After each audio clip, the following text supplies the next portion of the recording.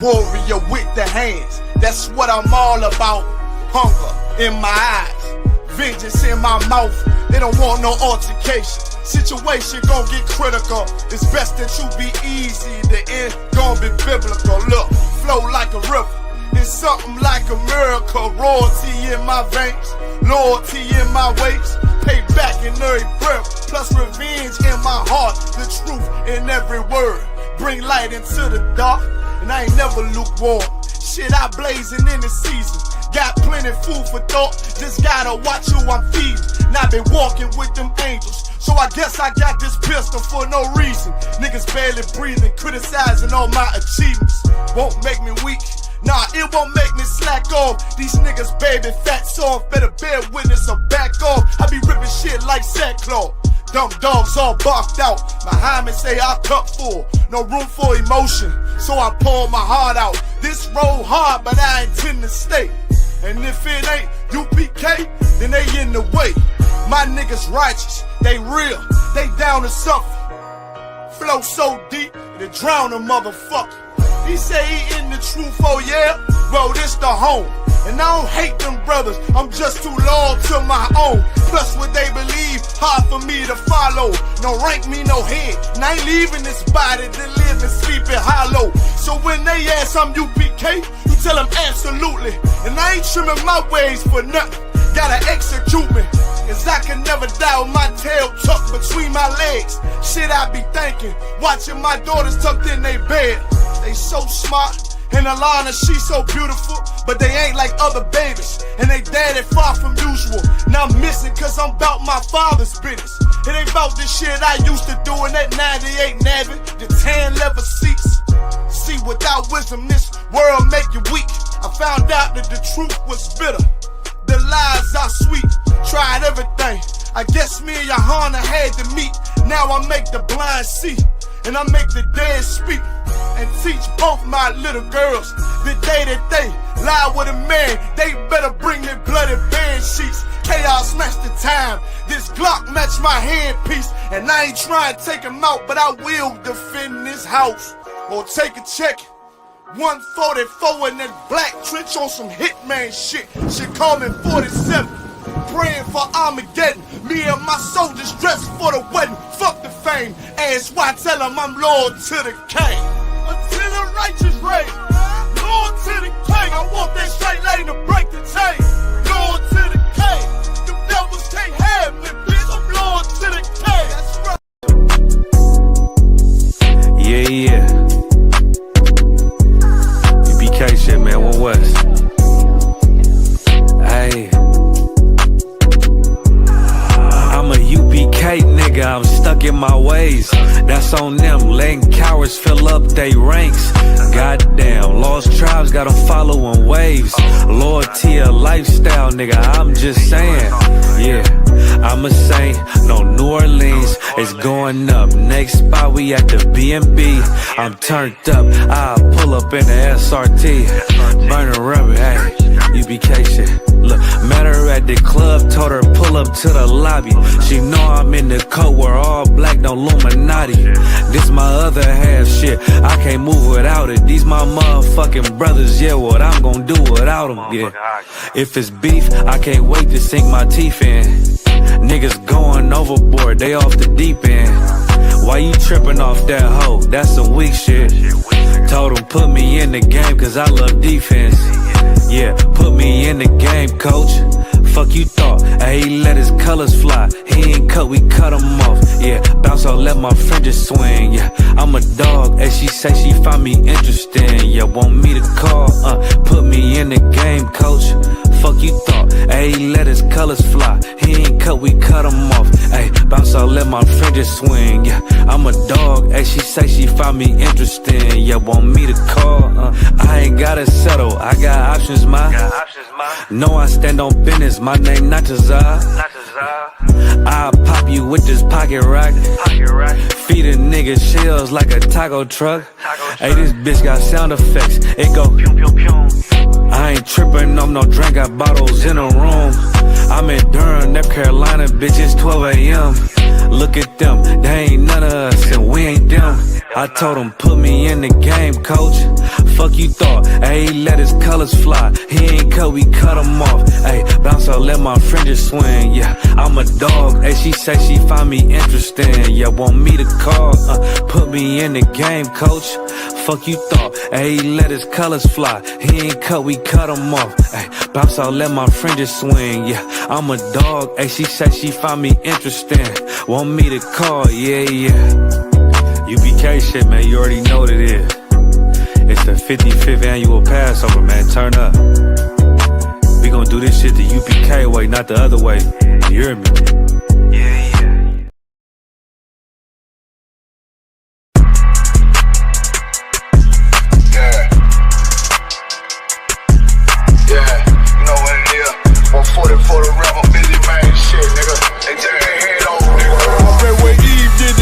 I just pray my love don't lie to me. Swing the iron like Samson, I can't let no holder lie to me. I don't feel these rappers, all they lies is hypocrisy. Ain't no competition, ain't no rivalry.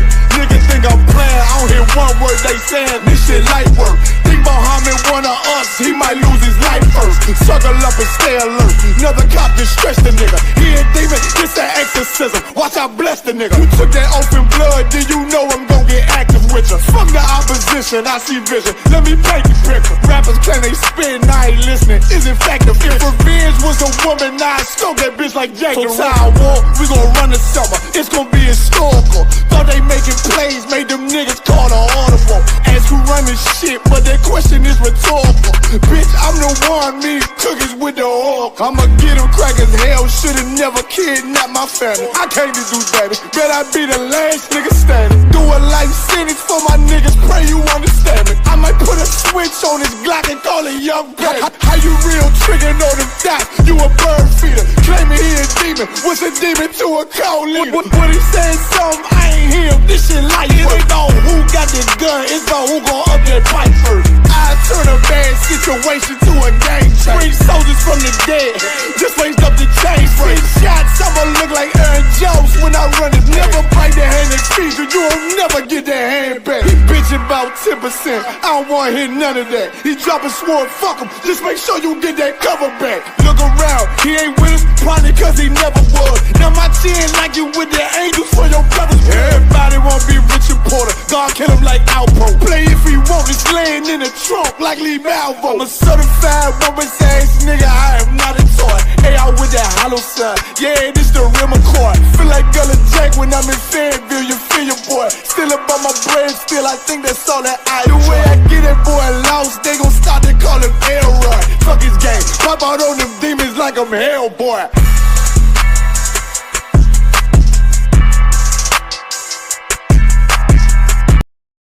We talking about practice, not a game, not the game that I go out there and die for and play every game like it's my last. Not the game. We talking about practice, man. I mean, how silly is that? And we talking about practice.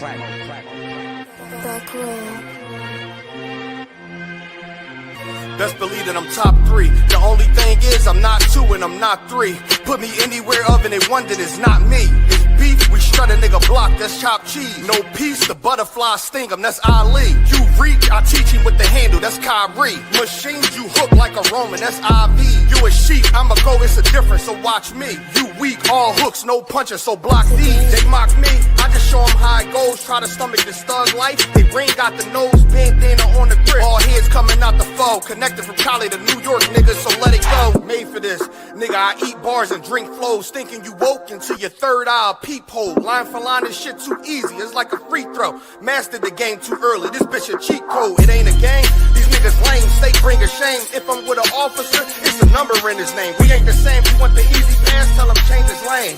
Shit, I've been through the fire, you can't stay in the rain, take an aim. Tell him runner, he can try his best. Drive a car named after me, that's why I'm in the vet. Laughing these niggas once again, and I ain't break a sweat. Number one at everything I do, that's why I'm one west. The Lord is not the God of the dead, so when I die, coming back for my spot, so forever I'm top 3. Just tell him to watch this janitor with the mop stick. You gon' need a defensive lineman to block this. On point when I bomb shit, 10 for 10 and I do not miss. I'm barking with a full bulldog, it is not mixed. They can see that my mind's sick, I don't write, I find shit. I don't like it, then I'll switch. If I touch it, it's diamond. Tell a bitch that I'm God sent. It ain't because my kicks is built like 5'6", 5'7" is my bitch. Dangerous, high risk, I lose it, get another one. You think I'm talking about a girl, I'm talking about another gun. We here now, hey look, it is what it is now. We don't fuck with the house niggas, we burn the crib now. I'm ahead now, and I hope they can hear now. I don't care if you think it's it, nigga, I don't fear clowns. Silences make it sound like raindrop, that's a quiet storm. Get the job done in the view and get fired on. If you niggas standing for nothing, what you dying for? If you put real with real, that's how I was born. Walking this bitch ready for war, I'm in riot form. I want these niggas to see me flex, that's why I am armed. I shouldn't live in the crib, nigga, I should buy a farm to go through this shit so effortless. Best believe that I'm top 3. Only thing is, I'm not 2 and I'm not 3. Best believe that I'm top 3. Only thing is, I'm not 2 and I'm not 3. Best believe that I'm top 3. Only thing is, I'm not 2 and I'm not 3.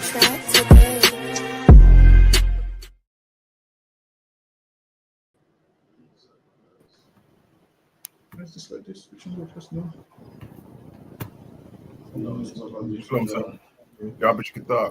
Show me ISUPK. All right, this is the ISUPK Wednesday history class. Also, check out Commanding General Johanna's radio show, Monday, 2 a.m. UK time. We have classes here, Monday through Friday. We have Monday, we have the law class, Tuesday, the brotherhood, Wednesday, the history, Thursday, the scripture breakdown, Friday, the Lashron Kodash, and the radio show at 9 p.m. called On the Ends. Saturday, we have the Sabbath service also. So we've got a ton of things going on in the school. The next high holy day is the Passover, which is in Atlanta. So this will be in Atlanta, Georgia, April 12th. So we're getting ready to go on down to that. And today we're going to go into a slave master that left his diary behind. So he left behind his diary. So we're going to go into his diary and see what was left behind and what kind of things was going on. Because what you have to remember is every slave master was committing crimes against our people, but a lot of them didn't document it. So you don't know what happened. But the ones that they did leave behind, all of them are all gruesome and horrible. And for them to document it so freely shows that it was normal amongst the slave masters to do these things. So a ton of them have left records behind. And look, these records that they've left behind, they try not to sell them. So what you'll find is they put the price up on Amazon, they change the name, they don't give you the proper stuff. They try and tell you, oh yeah, that back then it was normal. So they'll tell you, oh, back then it was normal. So we're gonna go into a few things. We're gonna also any questions, just put them in the chat. Let me get my first slide. Yes, Lucky, go ahead, Hakan. Kalwan Khan. It's Lucky, so if I may, this sounds like a real interesting topic from the flip side of the other, from the actual slave. So the short-lived missionary period. Hold on, I'm gonna skip this slide. This slide was about when the Europeans went to Africa and spoke. Actually, read it. Actually, we'll get it. Kalwan Khan, the short-lived missionary period at the beginning of the 16th century. So the 16th century is anything from 1501 to 1599. So that'll be the 16th century. Go ahead. Kalwan Khan also left its mark on the early history of Benin. So it left its early on Benin. So Benin is like a place where they would take slaves from. Go ahead. Although the Oba by no means intended to allow himself to be baptized out of religious favor. Oba was like, for them Hamites, this would be like their king or their ruler. So they would call him an Oba. And now the Christians was trying to baptize him into Christianity. Go ahead. Kalwan Khan. He did request that Portugal send missionaries who actually came. Apparently, his sentiments had more to do with making himself seem more powerful in the eyes of his neighbors. At that time, they wanted him to become Christian, why? So they could be all on one accord. So now they wanted him to become Christian, so why? The Christians and the Africans could both be of one religion and both trade slaves back and forth with no problem in the name of the Jesus that they believe in. So go ahead, sis. Oh, we're reading from a book it's called The Benin Bronzes. So this is a history book that we're reading. Go ahead, Hakia. Karawan Khan.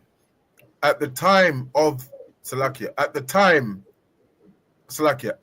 time, the Oba was being severely harassed by his enemies, and he hoped to have the same success as did the. So he was being harassed by his enemies because in Africa weren't one place like people think it is.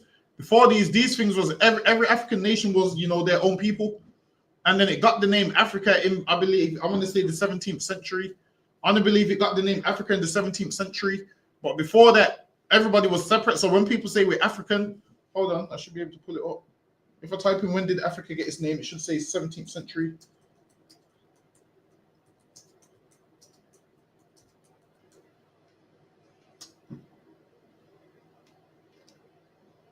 Hold on.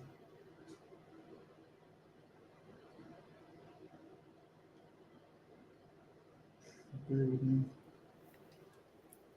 I'm going to type this up there. I'm gonna have a look for you. Where's my phone?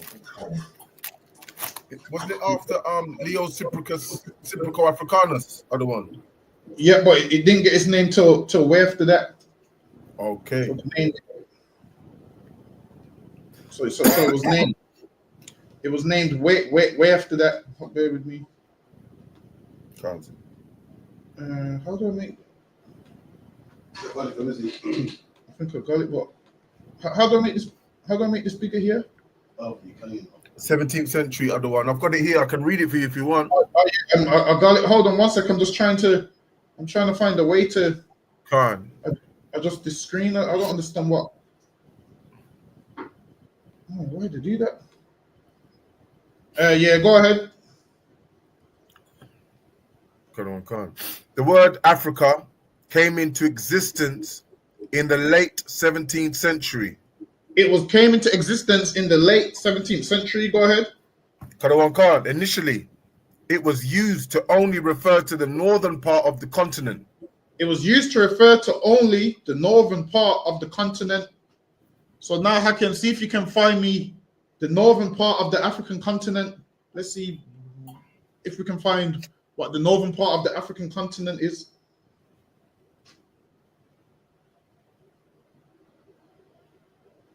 So it now says the word Africa came into existence in the late 17th century.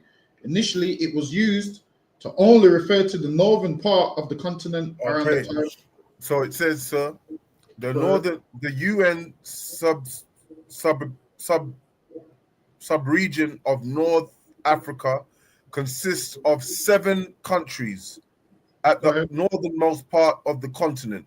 So it's Algeria, Egypt, Libya, Morocco, Sudan, Tunisia, and Western Sahara.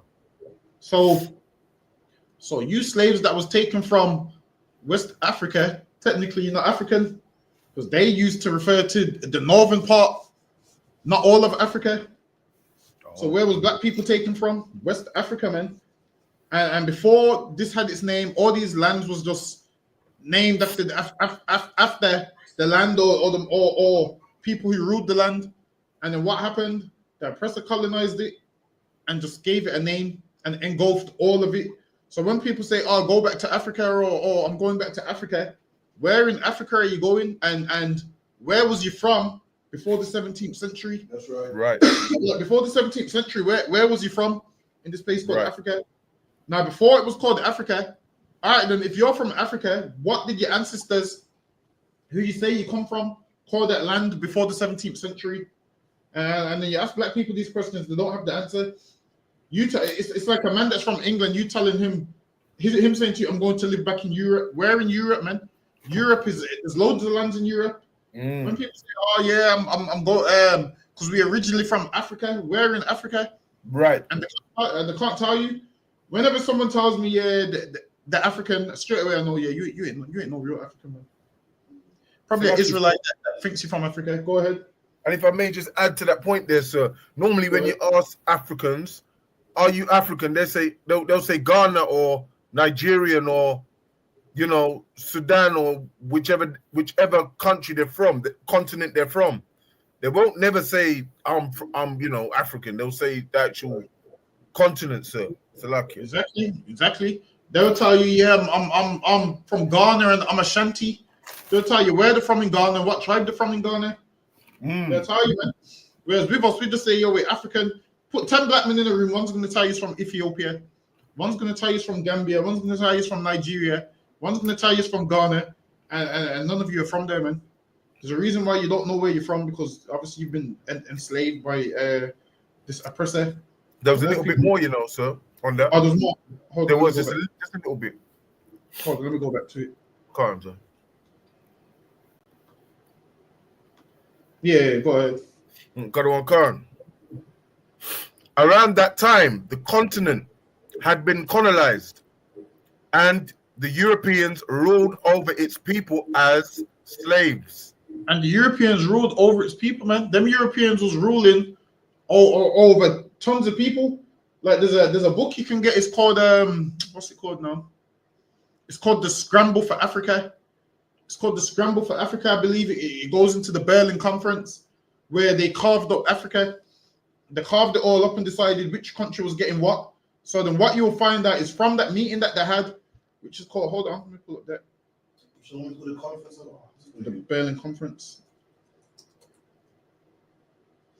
So when you look up the Berlin Conference, they carved it all up, and that's why Africa is how it is now, with all these different Edomite nations ruling. Why do you think some Africans speak German, some speak French, some speak English? Because now imagine the Africans sold us and thought, yeah, they're never gonna come, they're never gonna go and get them. They sold us. And then after slavery was abolished, what did they go and do? They went and robbed the Africans anyway. They went and carved up Africa anyway. And there's a thing called the Berlin Conference. Let me see. One day I need to do a whole class on it, to be fair. So go ahead, Hakian. Karawan Khan, the Berlin Conference of the 1884 to 1885s was a meeting of colonial powers. See, and it says it was a meeting of colonial powers, man. Meaning all the powerful nations. What you'll find out is, you see at that meeting, when you look at Revelations and the seven-headed dragon, you'll see that all of those nations was at this conference, man. Mm-hmm. You'll see that they're the same people, man, that the Bible's speaking about in Revelations. Go ahead. Karawan Khan. That concluded with the signing of General Act of Berlin, an agreement regulating European colonization. An agreement regulating European colonization. Go ahead. And trade in Africa. Exactly. These Africans thought you was going to sell us and you're going to be have peace. Nah, man. After slavery was abolished, now they then made another way. All right, let's colonize Africa so we can make some money out of it. That's what they did, man. And why do you think South Africans speak English? When you look at Africa, they got the apartheid. They had I can't remember something apartheid. So now when you look at South Africa now, you got the poor Africans on the right hand side and the rich South Africans on the left. And there's like a road in between. One's the rich part, one's the slums.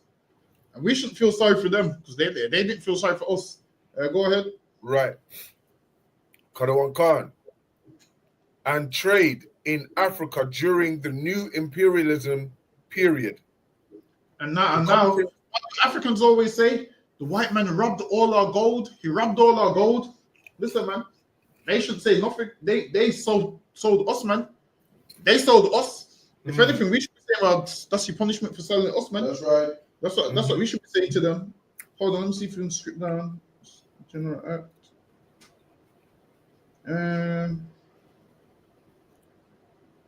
Yeah, go ahead. Give me from the General Act. Karawan Khan, the General Act of Berlin can be seen as the formalization of the Scramble for Africa. It's actually a good book. You know? It's a long book, but it's a good book. Go ahead. Karawan Khan, that was already in full swing.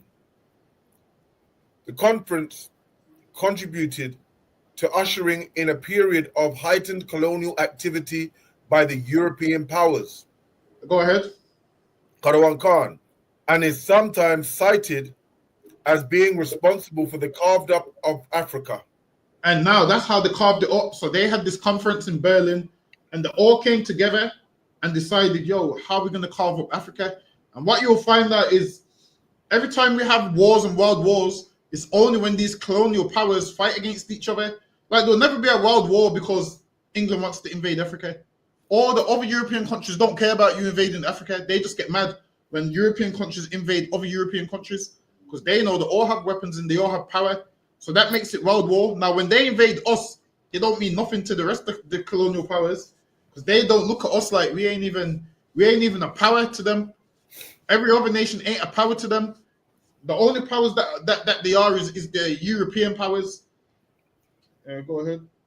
Hold on one second. Let me skip now. And those, like you said, those European powers, if I may, the power was given from the Most High, wasn't it? When the Lord said, Esau shall rule by the sword, right? Yep. God. That's exactly what it does. Hold on, I'm trying to find it. Bear with me. Hold on.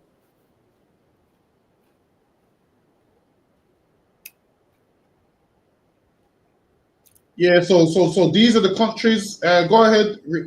Just read the countries that from the state. Germany, Austria, Hungary, International Congo Society, Spain, Denmark, United States, France, United Kingdom, Italy, Netherlands, Portugal, Russia, Sweden, Norway, Ottoman Empire. Now, what you'll find is a lot of those countries that attended that Berlin conference is those same countries that are a part of that seven-headed dragon. What you'll see more than 7 countries here because why? A lot of these countries came out of other countries. So like you'll see like America came out of the United Kingdom. So America came out of the United Kingdom, so that's the little horn. And then also you'll have I believe Netherlands came out of Germany or Holland. No, Germany. Was it Germany? Yeah, Netherlands came out of Germany.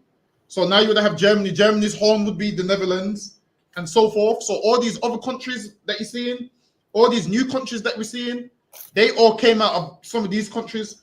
So what you will have is like countries like Poland would be in Germany, if you get what I mean, be a part of Germany.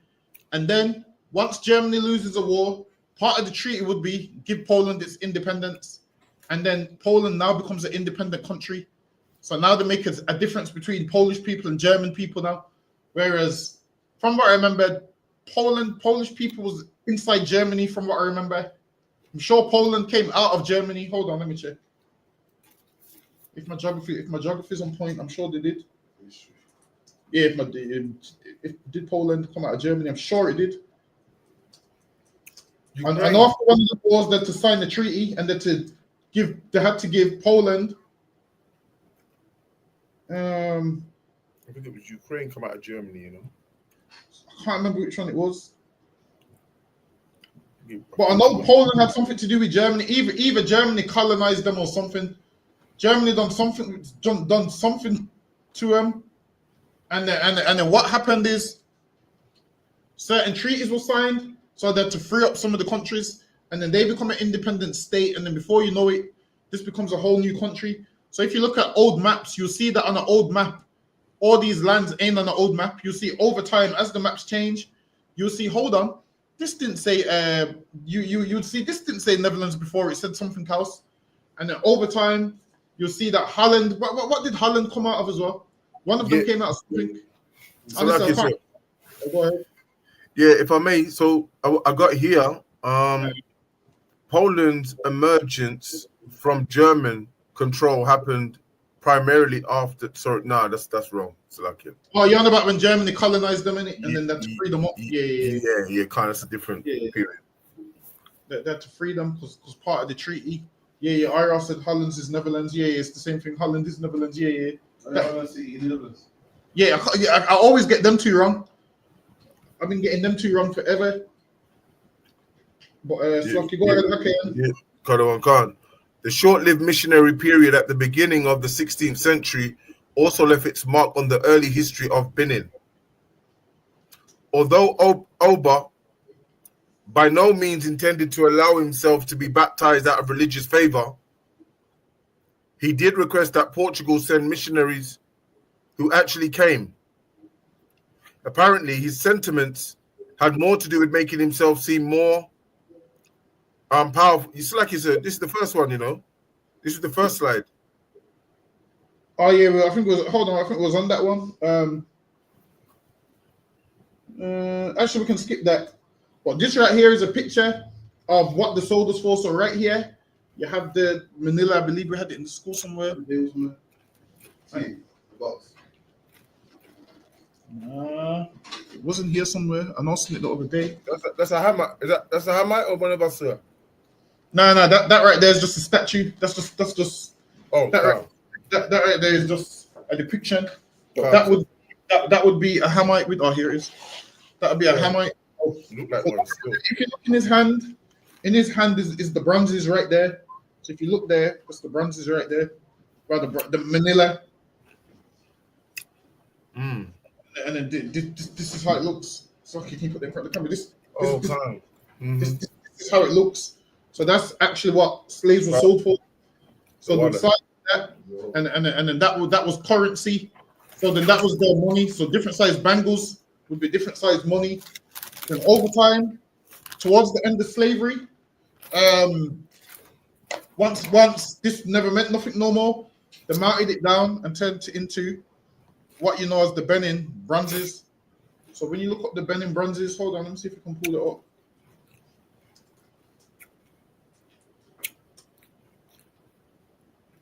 So now the melted down what they sold us for things like this. Hold on. So these are the Benin bronzes right here. So that's them right there. These ones are coming up cheap, but some of them are worth millions of pounds. Millions?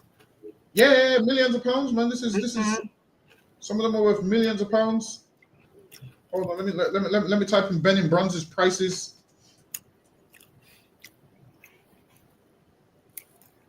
Hold on.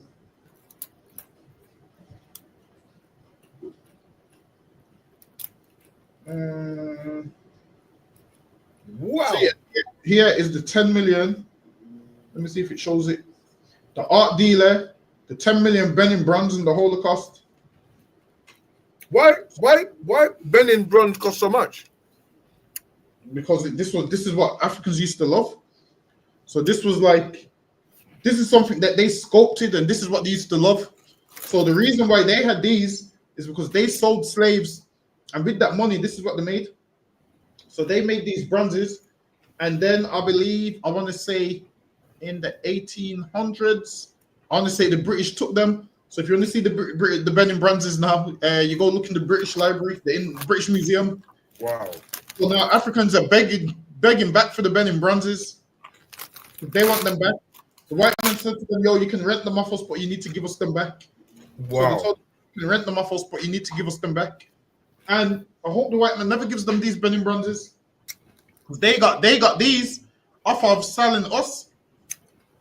So they got these off of selling Israelites. So that's why they got these bronzes. So like you, sir. So is that why one of the reasons why they still see us as damn property? Because they still got the currency for us. Who, the Hamites? No, the yeah, actually it's the Edomites stole it from the Hamites, right? Yeah. So is that one of the reasons why No, that? Because the Edomites don't care that they melted these down into statue. They just want the statues because they know the statues are worth money. They just know that the statues are worth money, and they know that they're better than the Africans. So to the Africans, with these statues, I believe some of them started to worship some of these statues. So that's why they cost so much money. Some of them worship them, believing some of them would bring them good luck and so forth. Wow. So they would worship these statues. Hold on, there's the next one. Let me put it up. I think so that little thing that you just showed me there, the little currency you just showed on camera. That's what they burnt. That's what they burnt into there. Yes. So they burnt those down and molded them and made the bronzes, and then that's how you get the Benin bronzes.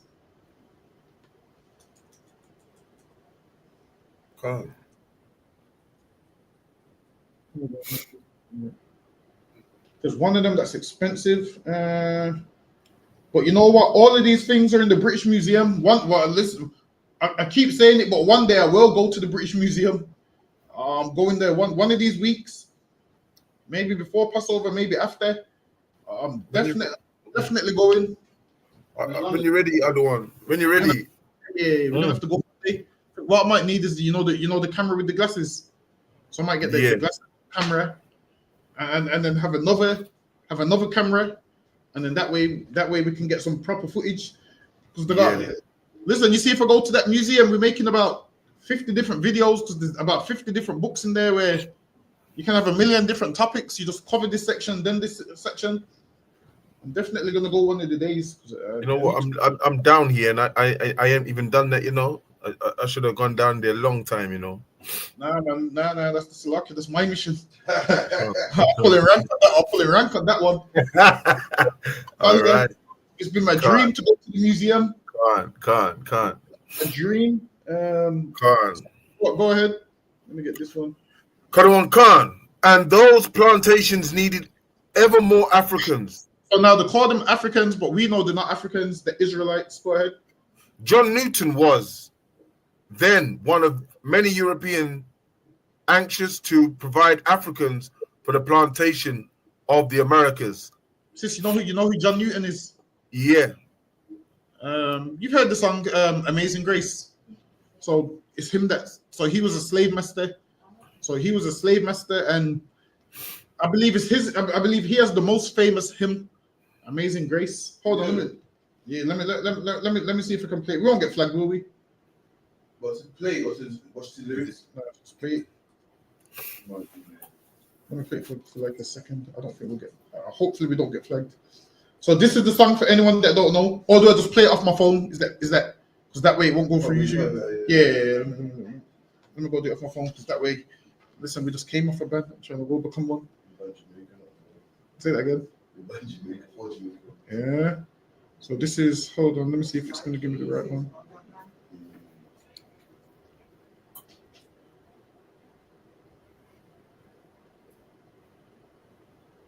I think this has got his version in there. Yeah.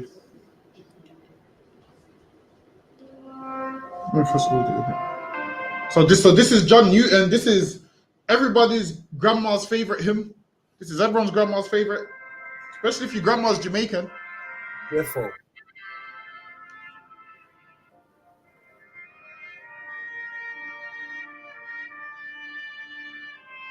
What don't you sing on there? Hold on, that's not giving me the words. Bear with me. Let me just find anyway. It's got the words. Hold on. Might give me the words. That sounds so dead to when black people sing. Why is it not giving me the words? Let's go and find it.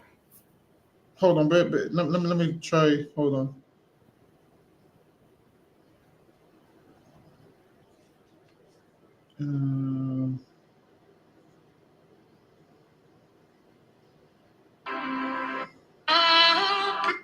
No, that's not his version. Well, there's so much covers of it that you can't even find his one. Hold on, let me see if I can type in original.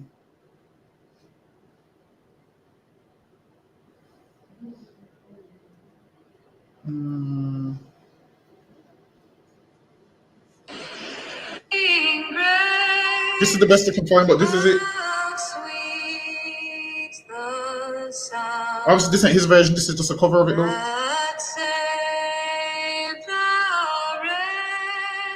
So he's singing about Amazing Grace, and we was slaves in chains and all of those things.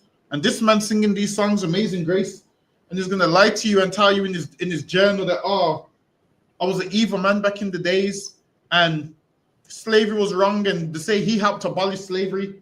The reason John Newton helped abolish slavery is because he wasn't getting paid off it no more. What you need to realize is Edomites are haters, man. Listen, this is what you'll find is, like, when they wanted to abolish slavery and they done a vote, it was the poor ones that couldn't afford slaves that said, yeah, abolish slavery. The reason they said that is why? Because they couldn't afford slaves. Now, if they could afford it, then they would have been for slavery. So they wanted it abolished. Why? Because they couldn't afford the slaves, so it weren't benefiting them. But the people who it was benefiting, they was all for slavery. That's lucky. Go ahead, Hakim. Karawan Khan. This demand for Africans created sharp competition among traders of the African coast. So now those traders, and they had ships everywhere, and everybody wanted the slaves to take them to their plantation because they knew, pull it this way, it's like a job fair. Let's say someone says we're giving out free money. Everybody's going to be there. All these slave masters was there, and the free money was us, man. Because they know they're going to make money off us once they put us on that plantation. Go ahead. Right. And knowing how to trade effectively was an enormous advantage. It was perhaps this quality that Manesti saw in the young John Newton. But the most difficult of all tasks was maintaining order and control on board the ship itself, of knowing how to keep Africans penned below. So we know those Israelites, to call them that because they took them from Africa. Go ahead. In peaceable and reasonably healthy conditions before finally preparing them for sale to planters in the Americas. And John Newton was a part of all of that. Go ahead. Karawan Khan. At its simplest, it was the exercise in brute control. Salakia.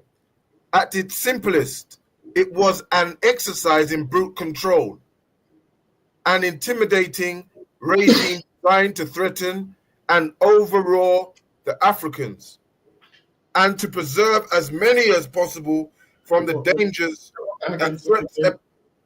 Sorry, so this man talking about how gracious the God is, amazing grace. Meanwhile, he ain't been gracious to us. Exactly. Slaves at the bottom. Say us how good his God is. Why is God good to us? Exactly. While the slaves at the bottom of the ship dying, and his making these songs, and his having Bible study on top of the deck, while Israelites was dying beneath the deck, and then they want to give us that same religion that they have, which is insane. Go ahead, Makir. Can't, sir. And to preserve as many as possible from the dangers and threats, and the threat epidemic, endemic on all slave ships. And it's talking about slave ships, and then hold that there, but get me Deuteronomy 28 and 68, Hakian. Oh no, it's right. Captain Crawford's going to get it. So now it's talking about slave ships, and now slave ships is in the Bible, man. That's right. So if you want to know who the slaves are, just read Deuteronomy 28 and start to wonder, who could these people be? And then you look up history, and then history will let you know, okay, well, that history ties in with the Bible. So that's talking about slave ships. And Deuteronomy 28 says this. Okay, go ahead. Deuteronomy 28, verse 68. And the Lord shall bring thee into Egypt again with ships. And Egypt is a Greek word for bondage. Egypt means slavery. Shall be brought into Egypt again with ships. And that's where we was, man. That's right. We was being brought into Egypt with ships, meaning we came out of one slavery, which was in Egypt, and now we're going back into Egypt, which is slavery, with ships. So Egypt means slavery, and that's where we went, man, with ships. And they're here talking about slave ships and selling people on slave ships, which ties in exactly with the Bible. And the Bible was written way before this happened. That's right. So how do people say the Bible is not true? The Bible talked about us going into slavery with ships. Right. That's exactly what happened. That's exactly what happened with us, man. Listen, before King James, listen, King James translation of the Bible was written before we started going to slavery on them slave ships, man.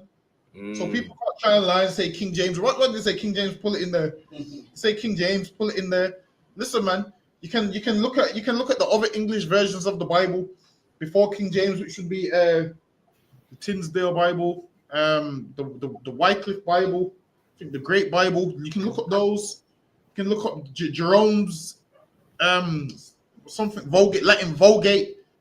You'll see the same thing. Lucky, go ahead. Cut off. And the Lord shall bring thee into Egypt again with ships. And the Lord shall bring thee into Egypt again with ships. And that's how we ended up going into slavery, with ships. So go back to the history again, Hakayan. Khan. An intimidating regime designed to threaten and overawe the Africans and to preserve as many as possible from the dangers and threat epidemic or endemic on all slave ships. Go ahead. John Newton was to prove himself as brutal and severe a master a master. So lucky, can you get me Deuteronomy 28 and where it says a fierce countenance? So now it says John Newton. It says John Newton was brutal and fierce as anyone. And then if you watched the class about 2-3 weeks ago when we went into a slave's journal, he said the white man was fierce and brutal. So now we're finding out who these two nations are. Now we're finding out who these two nations are. From the brother's journal, we found out that his slave masters was brutal. And now from this side, we're finding out that the slave master was brutal. Right. In Equiano's journal, he said the Edomites was brutal. And now this here, they're letting you know that John Newton was brutal. So it's letting you know the same thing the slave said is the same thing the slave master was doing. Right. Like when you get a slave's diary and a slave master's diary, you realize that one's in heaven and one's in hell. The slave master's diary is a diary of heaven. The slave master's diary is a diary of hell, which lets you know that heaven and hell is on earth, man. Right. Depending on who you are and what journal you read. Now, if you're a white man and you read John Newton and these lots journals, that's heaven for you because that's your people. Now, if you're the children of slave and you read Equiano's diary of how he was kidnapped, taken away from his family, that's hell for us, man. We should help you understand that heaven and hell is conditions on earth. That's like you word. I'm not sure if I heard what you read. Did he say that John Newton was one of the most fierce exactly. The same man that wrote this gospel that everyone likes. Not only was a slave, was one of the most fierce. Yeah, exactly. Yeah. Meaning, while he's singing Amazing Grace behind closed doors, that grace ain't for you, man. He ain't being amazing to you. That right there is for his people. It's not for us. Why? Because we in hell at that time, man. And him and his people are in heaven. Imagine he could have made their life easier by not being so fierce. He could have said, you know what, I'm not going to be fierce to them, but he was fierce, man. No matter, not him. And people try and forgive him and say, well, you know, he did advocate to abolish slavery. It's only because he weren't getting paid off it no more, man. That's right. It's like me. Right. It's like me if I work for it. If I work for a company and me and that company leave on bad terms, and someone signs petitions to get that company shut down, I'm gonna sign the petition, man. That's what he basically did. It's like, and then most of them, what you'll find is most of the slave masters that was for abolishing slavery, it's because they got ill. Some of them had strokes and realized this might be punishment from God. So they tried to kind of say, you know what, we don't want to die, so we're gonna do this. That's all it is. You read some of their journals and it says that. Is that right, everyone? Yep. I can't remember. I mean, it might be John Newton that it happened to. I know that one that had a stroke. Yeah, he got shipwrecked or something. I can't remember what happened. Something happened, and he goes, maybe this happened because I'm treating these people evil. And then all of a sudden, he wanted to be abolished. Everyone does it. When life's going hard, you tell God, listen, I'll never do this again. We've all been there. We've all done it. Please, God, if you ask him, if you do this for me. Listen, years ago when they got arrested, and I was like, Lord, please let me get not guilty from this, and I'll never do this again. Listen, we've all been there. Stop, please, right. The Lord, like, if you get me, I'm not guilty. But like, it seems like we're basically trying to say to the Lord, if you do this for us, I will do this. Whereas we're supposed to be obedient anyway. Right. That's well, it's when you come before the Lord, you ain't supposed to come before him that way, like you have power over anything. Fall on your knees and beg the Lord, hey Lord, please deliver me from this situation, man. Don't make a bargain with the Lord like, if you deliver me from this, I'll do this. How about you do what the Lord tells you to do? And what you say, okay, so what you're saying is if the Lord don't deliver you, you're not going to do it. Is that what you're saying? So when you go before the Lord, man, you go before the Lord humbly. Like, I lucky Lord, man, I messed up. Whatever my punishment is, I pray it's not too severe. That's it, man. But it's lucky. Go ahead. Actually, was it that part? Deuteronomy 28. Yeah. Deuteronomy 28, verse 49. And thou shalt serve thine enemies, which the Lord shall send against thee. And we have to serve our enemies, and our enemies is people like John Newton, and our enemies began to be fierce towards us. Go ahead. God. In hunger and in thirst. In what? Hunger and in thirst. In hunger and in thirst, meaning whatever you want, you have to go to them. You have to go to their businesses. They're calling the shots. Go ahead. God. And in nakedness and in want of all things. Good. And he shall put a yoke of iron upon thy neck. And they put yokes of iron upon your neck, covered your mouth so you couldn't eat no sugar cane. Go ahead. Until he hath destroyed thee. The Lord shall bring a nation against thee from far, from the end of the earth. And they came from the end of the earth. How you know they came from the end of the earth? Because they came from Europe, man. Right. When you look at how far those two countries are, those are far apart. One day, you know what? We're gonna get a map in the school so we can show you the whole route and put pins on. You know, they put pins on there. Listen, we get a proper geography class is coming real soon. Can't say. I'm gonna have the map. You know, the one you spin around. I'm gonna have the map. Anyway, listen, I ain't seen one of those in school. That's what Me too. Yeah. As swift as the eagle flieth. As swift as the eagle flies, eagles predators, and these oppressors came from the other end of the earth as fast as the eagle flieth.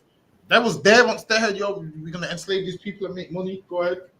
A nation whose tongue thou shalt not understand. And we didn't understand the language that they were speaking. Now, over time, we picked up the language. Go ahead.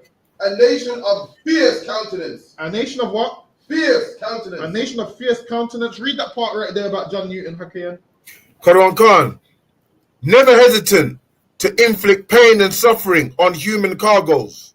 He was never hesitant, man, to inflict suffering and pain on human cargoes. Meaning this man's going to beat you for no reason. And that's what they do, man. Attack us and beat us for no reason. Go ahead. His first slave voyage on the Brownlow was to prove a fiery baptism for a young slave trader. But when he later looked back on those events, Newton was more interested in describing his spiritual and moral struggles. Apart from profanity, which he had successfully abandoned, many of life's temptations continued to sweep over him as the ship sailed from Liverpool. And why did the ship sail from Liverpool, Hakeem? That's where the slaves was dropped off, right? Nope. That's where the goods was dropped off the docks in Liverpool. So they'll drop the goods off in Liverpool. No, as in why was they coming from Liverpool? But that's where the docks was. So what you'll find out is England was a place where they used to believe England was so holy that they wouldn't have slaves here. But they did have slaves here, but they called them servants. So what you will see is black men that was servants in England, because there was black people in England at that time. So there's black men that was, carried with their masters to England, but they was considered servants and not slaves. So what you'll find out is a black man that was in England would look at a black man in the Caribbean as a slave and say, well, I'm a servant, he's a slave. When really, they just thought they could get around having a slave in England. So instead of calling it a slave, they just called it a servant. So that's what they do. So you'll do the same thing as a slave. You would make the dinner. You'll do everything. And what would happen is, if you didn't obey your slave master in England, would threaten you with deportation, saying, well, we'll send you back to the Caribbean. And then you would believe, like, you know what? I'm a slave master because my life could be worse. I could be in the Caribbean. And this is where black people get that thing from today, where they say things like, white people's done so much for me. And really, they haven't. So what you'll find is they'll threaten you with, we'll send you back to Jamaica if you misbehave. And then you'll be like, you know what? I'm gonna behave because I'd rather be in England than there. And then you start feeling like this slave master has done something for your life. And then guess what will happen? A man that was a slave in the Caribbean will speak to a man that was a servant in England and say to him, yo, the oppressor's the devil, man. Look how he treats us. And the one from England will say, no, you can't say that. He gave me a chance at life. He allowed me to learn English. He allowed me to read. He allowed me to do this. And black people do it till this day. This is what they say. They say, oh, well, not all of them are the same because one of them gave me a job. The reason they can give you a job is because they stole what you should have had. Imagine it's like them. It's like there being a whole cake that was yours. Someone takes this whole cake and gives you a slice. And you'll be like, well, I can't say it's Eve because he gave me a slice of cake. He gave you a slice of what's yours anyway. That's right. You're supposed to have the whole cake. Don't ever say that they've done something good for you because they haven't, man. That's right. When you think they've done something good for you, they haven't. But the servants in England, they'll believe they've done something good for them. No. How about what? Why is it that they get to live like free men and you have to be a servant? It shows they've done nothing good for you, man. You're a servant, man. Don't let them lie to you and make you feel like, oh, they're treating you good when they're not. This is what they do. They treat you so bad, then one day they treat you good, and then you remember that one day they treated you good, and that's what you cling on to for the rest of your life. And then you work like a dog because you're hoping, oh, maybe they might treat me good again soon. Don't let them play you, man. This is what they'll do. They'll play you in that way. That's lucky. Go ahead, Hakan. Khan, sir. Kadawan Khan.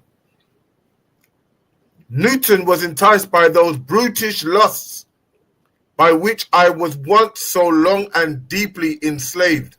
And he was motivated by them brutish lusts. He had lusts. What John Newton used to do was rape the little girls, man. That's what he used to do on the slave ship. He would see them come on the slave ship and he would eye them up and be like, all right, this one's my one. And that's what they all would do. And that was his brutish lust. He would do that. Then afterwards, he would hold a sermon and talk about God. That's what he would do straight after, which lets you know the God that they believe in allows them to do the things to you that they can't do to each other. Imagine all this time you're believing in white Jesus. White Jesus allows these things to happen to you on slave ships, man. He allows it. He allows it. How do you know how crazy you look? Imagine being a black man, going on your knees as a black man, and speaking to a white man, save me. When it's a white man doing you all the harm, it makes no sense. Yeah. Like, how can a black man say to white Jesus, hey, white Jesus, man, life's hard, man. Come look out for you, nigga. You'll say to a white Jesus, yo, hey, look out for you, nigga. he ain't gonna look out for you, man. You falling on him is the reason why you're in that position. Like, imagine being a black man expecting a white man to save you. It's not gonna happen, man. Because if it was, it would have saved you a long time ago and you didn't. Right. So, Lucky, go ahead. But the brutal business of slaving, Newton preferred not to mention. See, so now this is talking about in his autobiography, a lot of the evil stuff he did, John Newton didn't want to mention it. So he left like a half biography of stuff that he wanted to leave out because he wanted to make out that it was reformed. So you'll read his autobiography, like John Newton weren't that bad. But then the men that was around him, they know that he was brutal. Go ahead. So this is why when you're reading accounts, you have to read this man's story. This man's story is like, go ahead. Yeah, what's that famous saying? Well, history's like what they give you to the pen of, didn't it, right? Yeah, exactly. So 100 years from now, you'll read about John Newton and think, oh, it's cool, wasn't that bad. He did the slavery. You read the people around him, so it's brutal. It's terrible. Yeah, you read about John Newton and you think, nah, this was a good one. John Newton abolished slavery, but you won't hear about what he was doing to them young girls on the ship. Yes, Lucky, go ahead. Kadawan Khan. And when he did, he tended to hide his own role behind the veil of religion. He did what? Hide his own role behind the veil of religious. So he hid a lot of what he did behind religion. Go ahead.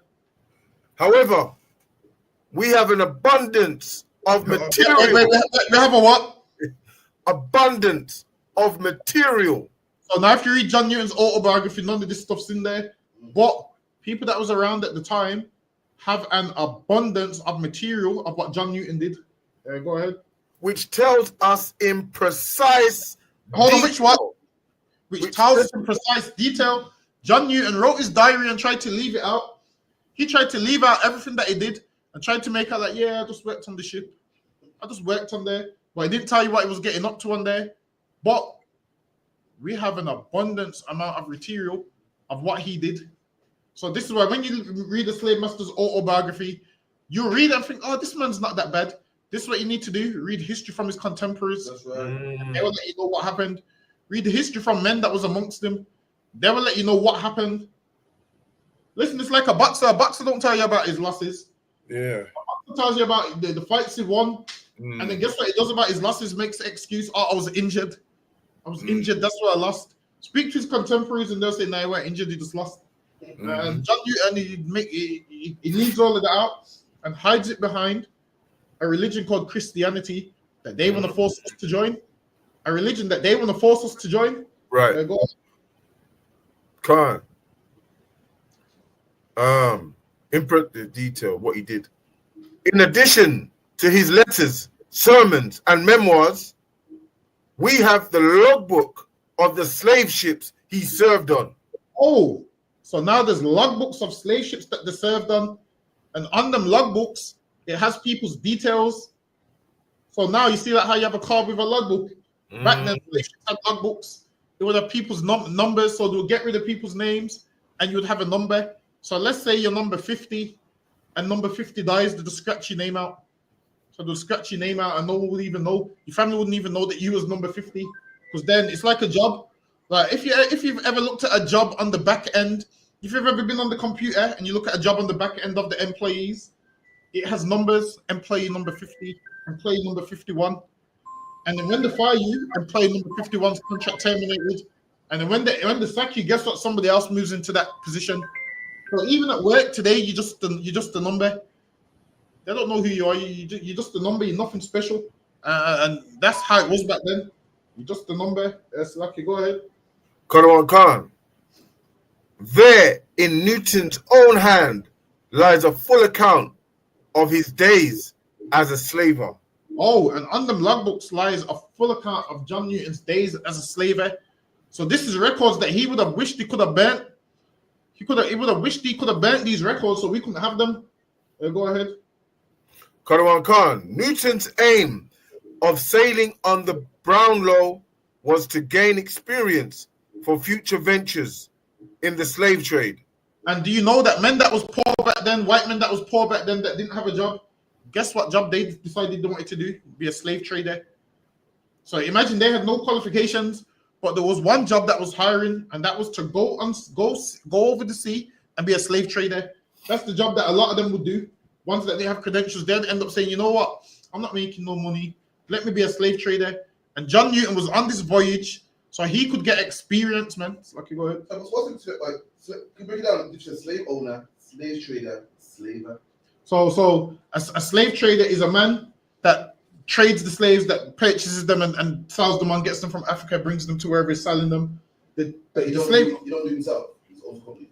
Yeah, he just owns the company, and then there's a man that pays these lot to be on the ship. To basically, it's like a business. So you have a man that's got a ship. They'll have sailors. They'll have doctors. They'll have nutritionists. They'll have all these things on the ship, and then there's a man that insures the ships, and they all work together. So then they would go work for I think it's the Royal African Company. I think they're the Royal African Company where they would work with the Africans to get the slaves. They'd work with them to get the slaves. Then the traders would get the slaves. They would bring them to where they're selling them. Then the slave owner would buy them. Then they would become his property. And then the plantation owner would be him, or there could be a man that owns the slaves but he rents them out. So that's like, what do we call it today? What's the way we call it? Like today, you have a man that sells the car parts, a mechanic that uses the car parts, a delivery driver that drops off the car parts. Like, they all work for one company, but they do different parts. Yeah. So everybody works together, and then a man that had slaves but no plantation, he would rent them out. What's that called when you work for a company and they subcontract you to somebody else? What's it called now? Agency. There's a man that had slaves and agency, man. There's a man that had slaves, and listen, if this man's slaves was sick and he needed some workers, he'd phone his friend saying, yo, you see those 2 slaves you got? Let them come work for me. Them 2 slaves would go work for him. And then this slave master would give those men the wages, and they would take it back to the man that rented them out. So they would get paid off these slaves' hard work. And guess what? The agency does that today. You go and work for a subcontractor, and guess what? They only give you a grain of what they're really made of. Yeah, you do know if you do like certain jobs, agency, you do know a company probably pays like £50 an hour for you. Yeah. I've asked it before. See, they wouldn't say how much you get paid. Told them that. See, for your hard work, they get £50 and you get £10. So they got £40. Chunk of it, yeah. Break your Yeah. So what they'll do, they'll get £50 an hour off you, because this is why sometimes you gotta listen to the companies, and the companies will say about the agency stuff, because I'm paying £50 an hour for them, and then you ask the agency stuff, yo, how much do you get? Oh, £11. So now your company is making £40 off you, and you're just getting £10. They used to do this all of this comes from slavery. That's how the system used to work. Wow. That's lucky. Go ahead, okay. Got this. Sorry, say that again. Picture of John Newton. Picture of John Newton. Yeah, there should be some in the net. Let me see if I can find it.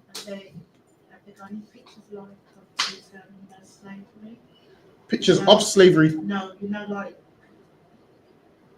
his workers and things like that. Hold on, let me get one. So this is the picture that they show of John Newton. Bear with me. Let's see if I can show it to the screen. So this is the picture that they show of him. So they show this picture of him, but when they show pictures of us, they show horrible mugshots. They show this man looking like a judge. They show him looking like a judge with the cloak, with the hair, and all of those kind of things. I was quite shocked to see that. Actually. You've seen this picture before, right? No, I was just shocked to see how neat he looked.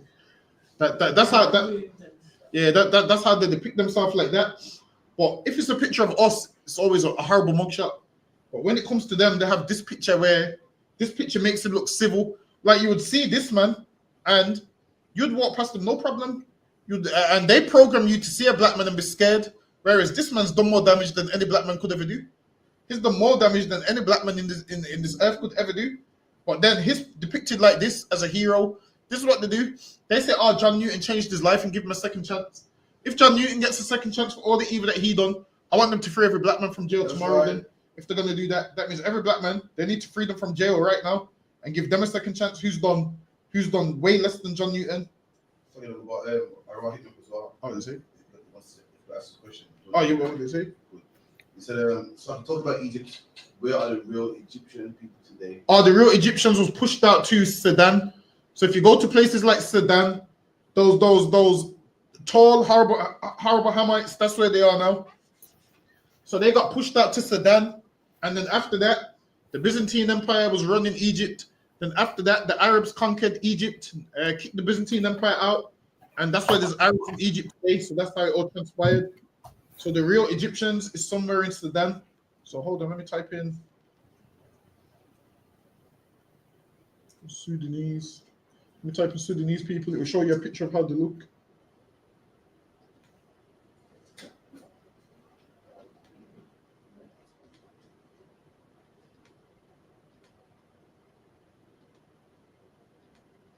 So this is how they look now, like this. So these are the people that would be like the original Egyptians and so forth. Not the Arabs that you see in Egypt. Obviously, the Arabs have been there since defeat. What's that? I can't remember his name. I think his name was something Muhammad that defeated the Byzantine Empire, and then obviously they started moving into Egypt. And what you'll find is everywhere them Arabs went is everywhere the Byzantine Empire went. So what is that? They're the personal hatred for them because they wanted something like the Bible. Bear with me. Let me remove that. Slaki, go ahead, Hakan. Karawan Khan, he sailed back to the scene of his all in all, the hope that he could make enough money to win the hand of Mary Catlett. So now John Newton became a slave owner, so he could propose to this woman, a woman that he wanted to marry. He wanted to make enough money and show her, look, man, I'm doing something. So he became a slave owner, so he could propose to his woman. And that's why he became a slave owner. Go ahead. So imagine this, all because he wants a wife, you have to go through hell because he wants a wife. Go ahead. It proved a difficult voyage. He sailed back to the scene of his recent humiliation, Plantain Island. He revisited P.I., his tormentor, not Salaki, hold on, Salaki. It proved a difficult voyage. He sailed back to the scene of his recent humiliation, Plantain Island. He revisited P.I., his tormentor, not so long ago, and he found himself again lured by what he described as a rain of temptations. He fell ill. He clearly succumbed to his enticements, almost certainly sexual involvements. Almost certainly sexual involvements. So that's him. He fell to his temptations. He was always forcing himself upon the women on them ships, man. Go ahead. So like you said, just their history. So, you know, when they like to say, you know, because the majority of white people on you know, in England or wherever is the reason why there's so much, you know, they're the majority of the crime. This proves obviously opposite, because they were doing it well before we was around anyway. Or when it was more was more populated, right? As in, what you mean? Right. For example, I mean, like they're proving that they're sexual deviances. They're proving it here from way back. They've been that way from the Greeks, so they've always been that way. But then what they do is they blame everybody else. So now they will blame the Asian grooming gangs, which is completely wrong. But they need to also blame John Newton as well, man. That's right. They need to say, yo, the same way we're mad at these East Indians for the grooming gangs, we have to be mad at John Newton that was a groomer, but they hold him in high esteem. So this is why when you meet an Edomite, ask them, was John Newton a good Christian? And chances are they're probably going to say yes, and then you just reel off what he did. Ask them, does it still make him a good Christian? And they're probably going to say no. And then you say to them, well, what John Newton follows is what every Christian back then followed, man. All those Christians back then, he was closer to Christianity back then. They was doing everything that John Newton was doing. They used to attack women and then have a sermon on top of the ship, like nothing happened. Used to like even a black man would say things like, I can't read the Bible today because I know I'm doing something wrong. A black man will have a conscience, like, I can't do it. These like have no conscience. These like will force themselves on a woman and then we'll read scriptures like nothing happened, which shows how little regard they care about us. We was like animals to them. To them, we're like, you see how you see a fly in your house and you kill it. That's how they see us. They see us as just a fly. God don't care about them. That's how they see us. And that's why they treat us the way they do. So, go ahead. Kalawan Khan. Sailors at the sea for months on end made the most of the opportunities available on land. And Newton seems to have been no different from men around him. See, it says John Newton was no different from men around him. Meaning the slave masters around him, John Newton was the same as them. The slave traders around him, John Newton was the same as them. Right. It seemed no different to the men around him. So don't make out like, yeah, John Newton's a good man. Not according to history, he's not. So go ahead. Karon Khan, by the time his ship had reached the Gold Coast, where most of its African victims were taken on board. So now it said it had met the Gold Coast. So let's see the Gold Coast. Let's look at the Gold Coast. Let me see if it tells me. The Gold Coast, is it? Mm-hmm. Let me see if I can pull up the region of the Gold Coast. Let me see if it gives me a good map. No, it's not giving me one. Hold on, let me see if I can.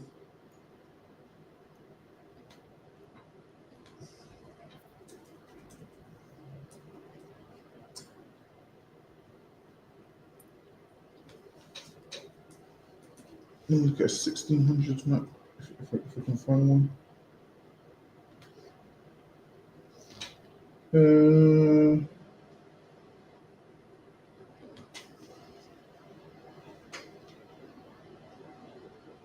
me see if this will give me a good one.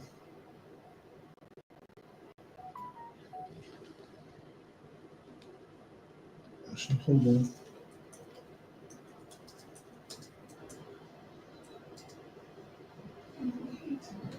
Yeah, the Gold,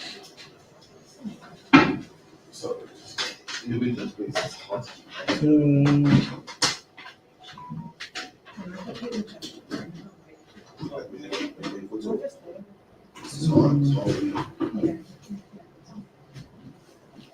We try 3 years, boys. Wait a minute. You can keep reading that for now. For now, Hakim. I'm just trying to find. Khan, sir. Where most of his African victims were taken on board, Newton confessed, "I seem to have forgotten all the Lord's mercies." See, Hold on, wait a minute. You know, I can't. Let me just use the one that I had.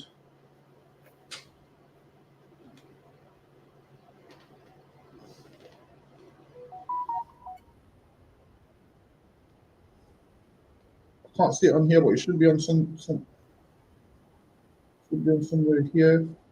All right, so if you look at this is a hold on. So here is a map. So what you'll find out is a lot of these places we was taken from. So if you look on there, you can see Gold Coast is, where is it now? I've just seen it on there. You can see Negro Land. So that's where we was. We was in between. See, can you see the Gold Coast at the bottom? Can you see the Slave Coast as well? Can Next you to come Benin. in? You come in a little bit more, the one. Yeah. Can you see the cursor on the screen? Yeah, I can see that bit. Yeah, but There's Benin. If you look there, there's Benin. It says Benin, right? yeah, there's Benin, and there's the Slave Coast, Okay. and there's the Gold Coast. Okay. So now what you'll find is we was in between. So here's the Gold Coast, here's Benin. We was in between these nations here. So these nations here was rounding us up and selling us. Oh. So then you'll see on another map. Hold on, let me see if I can get another map.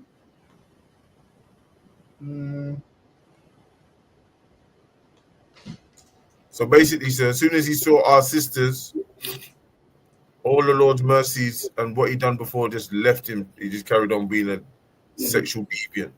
Yeah. And he saw them and was like, yeah, and then that's exactly what he did. So now, you know what? I can't, for some reason, hold on, let me go to, hold on.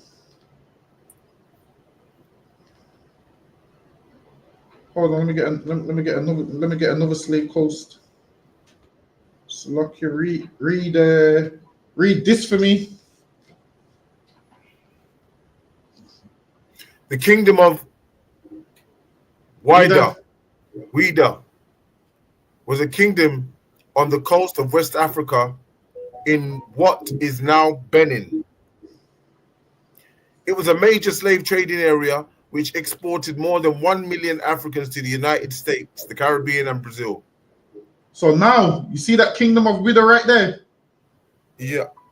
Really, that is the kingdom of Judah. That's what it's called. The kingdom of Judah. So Wida means Judah. So they knew who there was enslaving. So they knew there was in enslaving the Jews. So it was called the kingdom of, obviously Wida, but it's the kingdom of Judah. So if you look, hold on. Wait a minute, maybe if I find a different one, we're going to type in the kingdom of Judah. It must come up.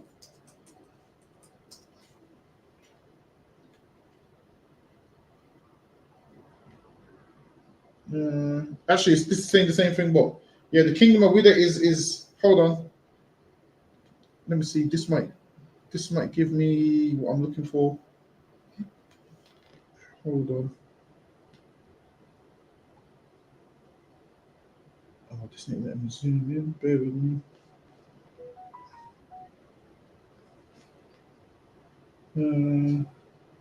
Oh no, this ain't letting me zoom in. It's too small. I'm gonna just order the map one day. I'll probably do it that way.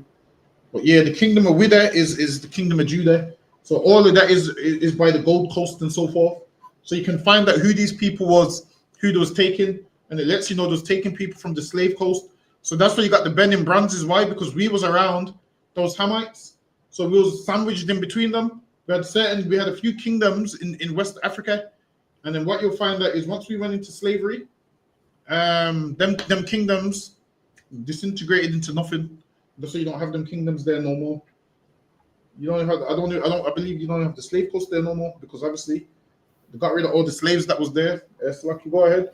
So other one. So all of those. So there's people there in Guinea. Is that Guinea-Bissau or Guinea? Is that the same thing? Yes. Oh, so the people that are some of the people that are from Guinea-Bissau are Israelites, sir? No. Israelite could never be a Hamite. So now what you have is you have a remnant of us everywhere. But when you mention Guinea as a whole, no, the Hamites. So the same way you have a remnant of obviously in Ethiopia, because black people like to migrate and move certain places, then you might have a few people there, but not the whole place would be Israelites. Right. Okay. Right. So yeah, for the most part, the Hamites. Okay. Yeah, like England, in England, not everyone's an Israelite in England. Oh, okay. Can't I get you, sir? Yeah, we just sporadic in a few places wherever we are.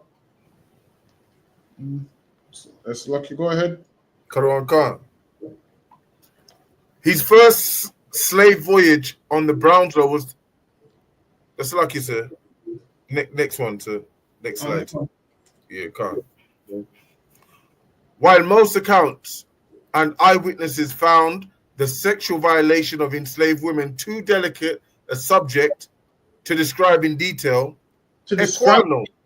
So now Equiano. So now this is going back to the brother that was reading about 2 weeks ago. See, so most of the slave masters, they wouldn't describe it, but he described it. Go ahead. Karan Khan. Equiano confronted it head on. Equiano confronted it head on. He spoke about it. Go ahead. As he helped to process the newly arrived Africans in Montserrat, Equiano recorded regular incidents of sexual attacks on African women. So we know those Israelites, but he recorded what he saw and what happened. Whereas if you look at the slave master's journal, he won't record a lot of the stuff that happened. He will leave it out. So some of the slave masters were smarter than others. Some left everything in their records. Some omitted a lot of stuff out of their records, and then you have to go to other sources to find out what they was doing. Karan Khan. It was, he wrote, almost a constant practice with our clerks and other whites. A constant practice, man. Meaning they done this all the time.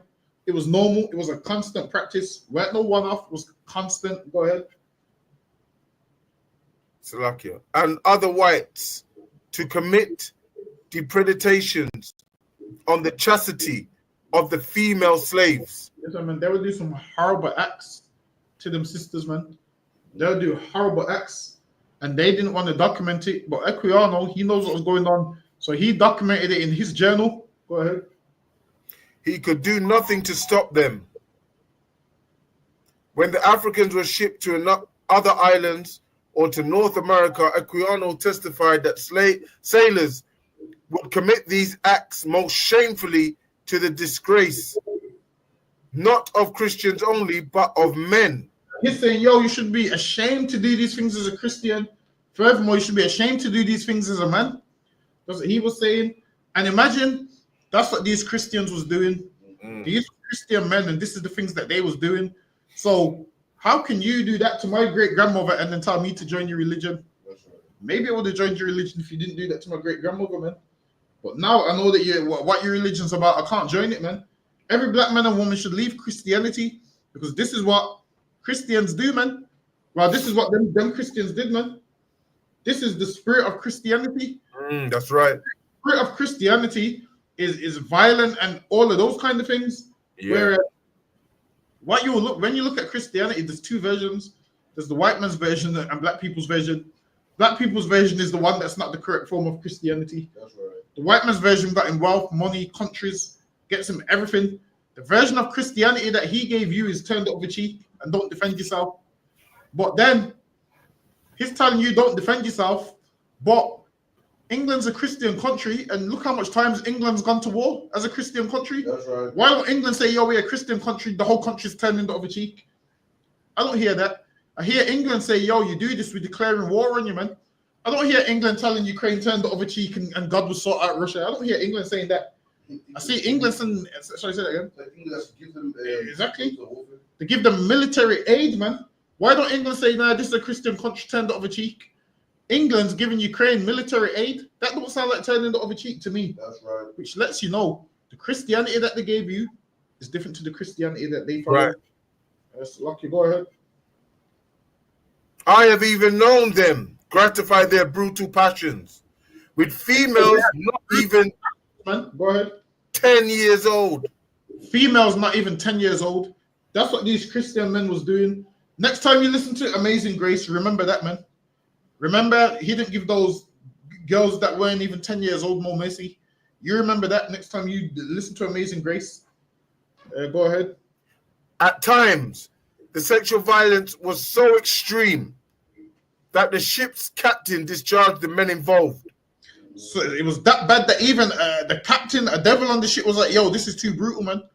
He's saying, "Yo, what you doing, man? This is too brutal." Because the captain, he knows, "Yo, we need to sell these people, and if you're doing this to them, imagine you're about to sell these people, and these lot are doing this to them." He had to discharge some of the men, meaning some of the men got fired from their job because that was a job. To be a slave trader was a job. Go ahead. Equiano's account was designed to shock, but it was no more propaganda. There are plenty of other sources not published at the time. So it's not propaganda. It said there's plenty of other sources that wasn't published at the time, because at that time nobody wanted to speak about it, but he spoke about it in his journal. At the time, remember, at the time when Equiano died, it was about what, 1700s. So at the time, not a lot of people knew this, but over time, people would come out and speak about their atrocities. People would speak about the stories that their grandfather told them and whatnot. They'll start documenting all of it. So now there's tons of sources. Go ahead. And not designed to horrify the reading public, which tell the same tale. As we have seen, John Newton recorded the rape of an African woman on board the African. And recording the rape, obviously saying African, which is an Israelite. I have to keep reiterating that in case someone's came on late and thinking we're talking about Africans. Recording that because that's where we was dwelling. Go ahead. Do you want me to change it from African to Israel? No. Read it verbatim. Read it verbatim. Because what will happen is some troll will come on and say it doesn't say Israelite, it says African. So just read it verbatim. So, okay, go ahead. African woman on board the African in his log in 1750. Did that 3 or 8 other one? So I can't. 17. That looks like 58. 58, yeah. Okay. Newton never forgot Thawada. Newton never forgot the horrors visited upon African women on the slave ships. Newton never forgot the horrors. He's the reason for the horrors, man. How can he talk about it? Listen, how about the victims never forget the horrors, man? That's right. Imagine now he's making out he's the victim when he's the one doing the stuff. And that's what these oppressors do, man. They do something and try and make out like they're not the problem. Newton never forgot the horrors. What about the woman that went through the horrors, man? Right. He's making out like this is about him. He's the one inflicting the horrors on these people, man. And now he's making it about him. What horrors? He can enjoy himself. Exactly. Now he's claiming like later in his life, when he found God, he can't forget them horrors. Listen, man, John Newton, if you can't forget them horrors, imagine how the women feel that you actually done the things to, man. What about them? That's what I'm saying. He's making everything about himself. Go ahead. Kadwan Khan, in his thoughts upon the African slave trade of 1788, he described how the next slide, if I can, sir, women and girls were loaded on board, frightened, naked, and exhausted. They was frightened and naked. Why? Because they would strip them and check them, get them to jump and cough, and to see if anything was wrong with them. Go ahead. They were eyed by the crew. The crew would look at them because obviously they're naked. The crew's looking at them and they're saying, "Yo, I'm going to deal with this one, this one, this one." And that's what they would do. The crew was eyeing them up, whereas all they were supposed to do was take them and enslave them.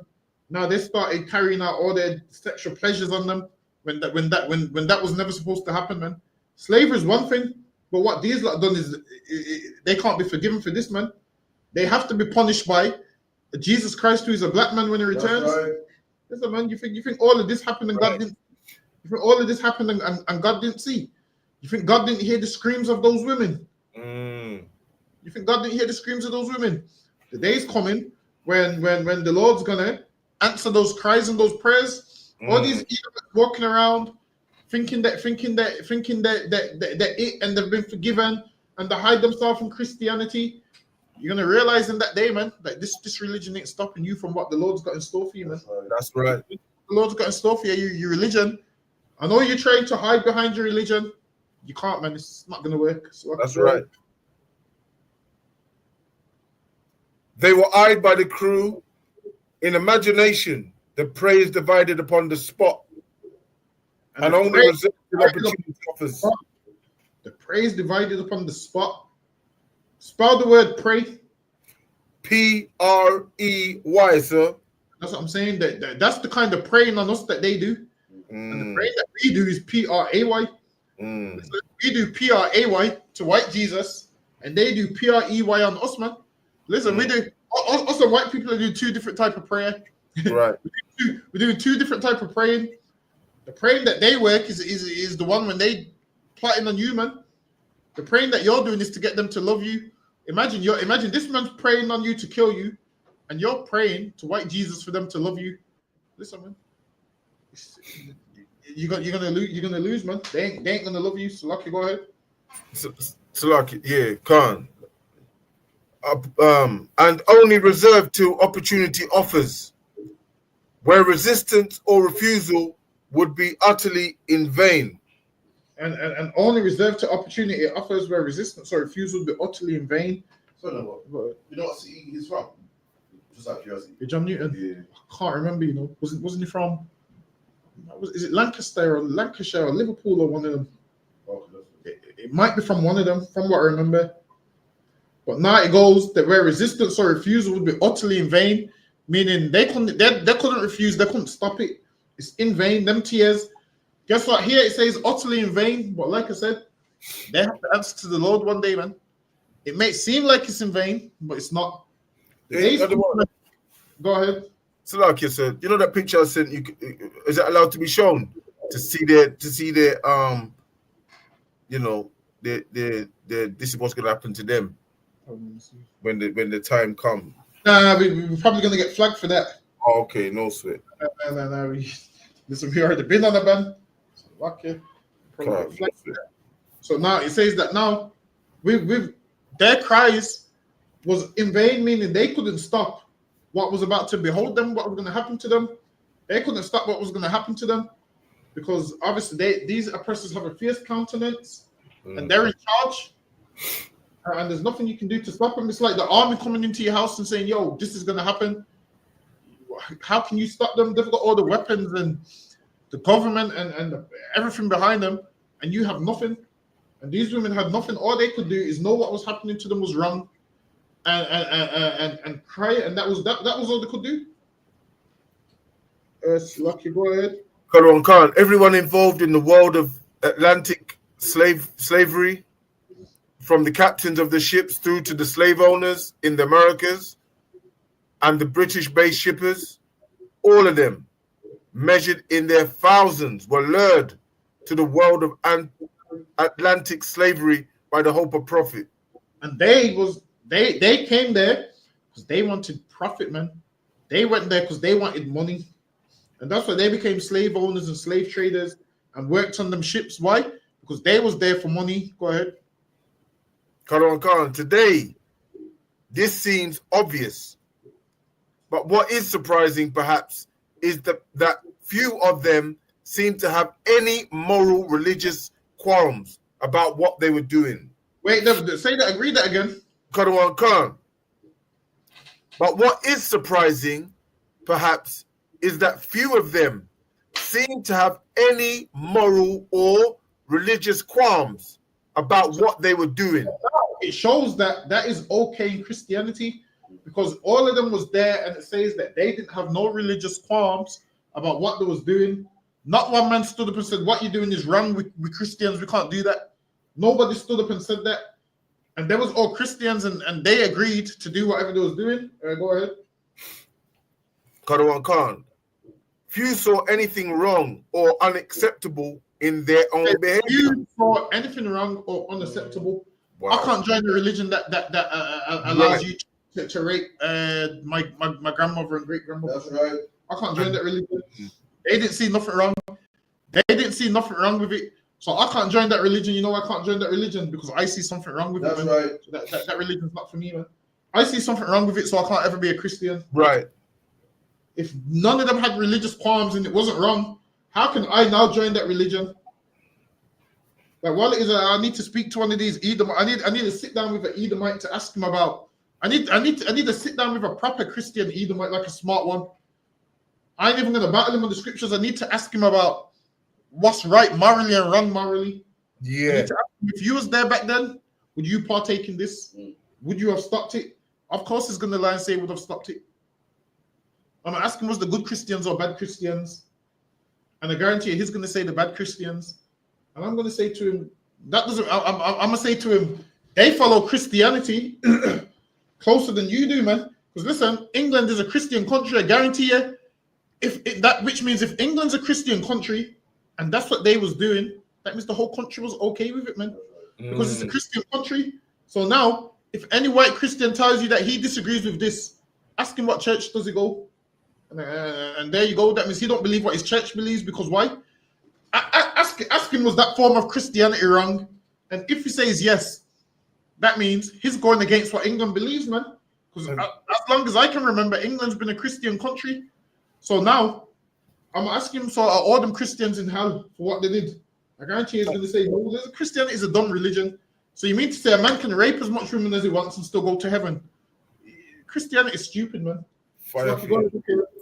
So like you, sir, and just to add to that, sir, you know, just how they treat black women anyway around the world. They don't care about our women. So it was always all right back then, and in their eyes now, it's all right still now, because all over the world, our women are getting raped, murdered, and everything, and no one's getting held and found guilty for it, even now, today. Yeah, for real. Listen, you get, like I said, you harm black people, you get away with it. There's no repercussions or nothing, but one day there will be repercussions. Right. Why you saying deep? Because the new Netflix show, innit? What's it called? Adolescent. And when they asked the man, why did you make it? He said, I said, because I got reading newspaper, I saw a girl get stabbed by a boy. I had to make a film about it, and I thought, hold on. So a girl get stabbed by a boy, he had to make a movie about it. Meanwhile, black people get stabbed every day. And he didn't urge him to make a movie or nothing. Like, our lives don't mean anything. Black people get stabbed. When the news from the 90s to today, it's what black people do. And why did he get stabbed? He makes a movie about it. I couldn't believe it. And that's what adolescence is about. Yeah, he saw a girl get stabbed by a boy. Then he read the paper again, saw another one. And he got a big drama about this to bring awareness. We get stabbed, they make movies glorifying it. Yeah, that's what I'm saying. They make Top Boy and what's the next one? Intent 2. Yeah. So when it comes to these other nations, they get sad documentaries and they get their best picture put up there with us. They put our worst picture, put the mugshot up there. They put a picture of you in a Nike Tech tracksuit with the hood up. And then I don't know if I read the comments I do on the internet. So you see people in the comments say things like, oh, he was only going to be a doctor, and they're being sarcastic. Oh, he was only going to be a lawyer, and that's what white people say. That's true. So now, when something happens to white people, I'm in them comments the same way, man. I'm in them comments like, oh, he was only going to be a doctor. I'm in the comments like, deport him. One white boy committed a crime, was in the comments like, deport him. Someone's like, oh, deport him to where he's from, England. I was like, hold on, but black people that are born in England, you say deport them. So that's what I'm saying. Make it make sense. That's true. Say, you know, England's racist, man. Any crime we do, deport them. That's what they put in the comments. Deport them. It lets you know that you ain't. They know you're not English. And Slacky, go ahead. And to add to that as well, I coming down on the tube, right, and on the advertising billboard, right, going down the escalators, they got gangs in London, right, with a black man holding the gun, you know. When it was them that you done the class on it, it was them, man, that was the gangsters doing the gang stuff before we was even here, sir. So like, exactly. And that's why in our kingdom we're gonna police them, man. We're gonna police them, and guess what's gonna happen when we police them? They ain't gonna rape nobody, man, because we're policing everything. They ain't gonna kill nobody. They ain't gonna enslave nobody. They ain't gonna do nothing. Listen, they ain't gonna move nothing, man. Listen, like Big said in Shutters, man, if you sell one, what they say, one nick, what they say, you sell what? You go, yeah, but listen, man. Listen, they ain't gonna do nothing, man. We're gonna police them, man. Every single thing that they do, we're gonna police every single thing that they do. And that's how you have to live amongst these people. You have to police their every move. Because if you don't, they're going to kill someone, they're gonna go shoot up a school, they're gonna go harm someone, and that's just what they do. They're designed to do these things. In them, they're designed to do these things. Okay, go ahead. Okay, so did you hear about the white boy who killed his sister because she was annoying him? Damn. I can't believe it. She was annoying and he killed her.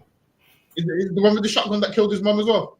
I'm not sure about that. It might be. I don't know. I think there was one that killed his siblings, and they said he wanted to kill. I don't even know. He said he wanted to kill 30. He had 30 cartridges and said he was going to a school to kill 30 kids. He wanted to be the greatest UK school shooter of all time. He said. Oh my God! And they said, and they want to make us look bad, and make us look mad and crazy. Well, it's with him. I don't know his nationality. I need to look closer before I say anything. Get me look kind of. I don't even know what he is, but we're about to find out. We're about to find out what he is. I'll probably cover that next week. But Lucky, go ahead. Yes, sir. There you go. It was quite simply an unquestioned, widely accepted, morally neutral form of trade which yielded profits for some and pleasure for millions. And for some, it was pleasure for millions. They got pleasure by doing this. Imagine there was all Christians and they agreed that slavery was right. All of them were Christians and they agreed enslaving black people was right. So what makes you think that they're going to respect you in their religion like 400 years later? They don't respect you in their religion, man. They gave you Christianity white, so they knew that, all right, then, if we give them white Jesus, they won't ever attack us. Because when they see white Jesus, they're going to see us. So that's why what you'll find that is black people that are Christians near enough worship Edomites, man. Why? Because they see Jesus is white so much that when you tell them Jesus is black, they can't accept it because they believe that it's been white for so long that if you tell them it's black now, it ruins their life. They don't want to be worshipped. I mean, they look down on black people. They don't want to be believing in no black Jesus. They've been taught nothing good comes from black people. So when you tell them Jesus is black, they'll be like, nah, Jesus could never be black, man. Nothing good comes from black people. How can the greatest man on the earth be black? How can the greatest man that ever lived be black? So they would rather live in that lie and Jesus is white.